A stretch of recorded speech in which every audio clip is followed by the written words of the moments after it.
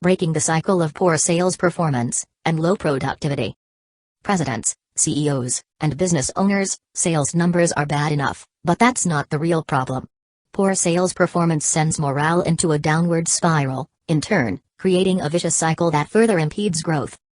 The following steps outlined below are vitally important if you want to break the cycle of poor performance and low productivity. By Peak Performance Training and Development. Providing CEOs, presidents, and business owners with executable strategies that target the problems inherent in sales, sales management, and sales recruiting.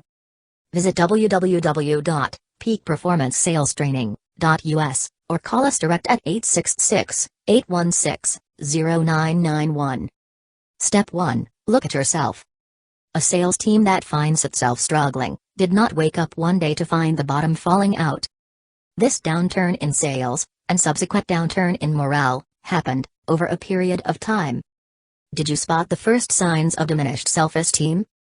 The first signs include excuses for deferring uncomfortable activities, such as prospecting for new business, or failing to deal head-on with common objections in your sales world. This drop in self-esteem, in turn, lowers the level of expectation for success, which in turn, decreases performance levels. This downward spiral results in lower levels of sales productivity.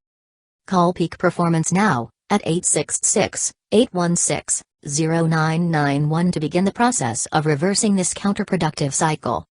Step 2. Understanding and accepting change. The first step is that you, the president, or business owner, must realize that a change in sales behaviors, routines, and mindsets must occur. Change will not occur until you determine that preserving the status quo is more financially devastating than change itself. The problem is that change, in and of itself, is uncomfortable and uncertain.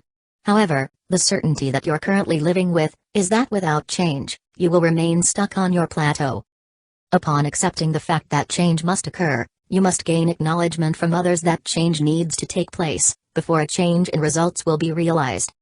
How stress impacts your corporate bottom line.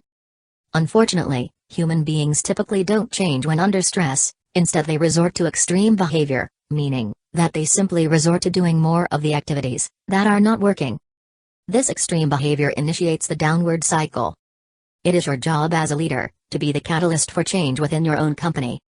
If you agree that human beings, while under extreme circumstances or extreme conditions, resort to extreme behavior, doing more of the activities that used to work, then you must step in to break this cycle. How driving your sales team to work harder creates a downward spiral.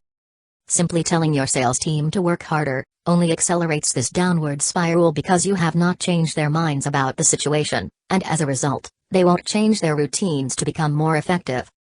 Unless they change their routines and method of selling, they will simply experience more negativity and rejection, leading to a further depletion of their self-esteem. People do what they do because they believe that it is the right thing to do. However, it is not always the most effective thing to do. Salespeople don't realize that change is necessary until they come to the realization that certain components of their sales routine are positive and productive, while others are detrimental. The importance of identifying the real root cause of the problem. We all have strengths and weaknesses. When we identify the actual root cause of sales failure, not the symptoms, but the cause, and begin to support these weaknesses, that we will overcome our existing sales problems and begin the process of increasing self-esteem and morale.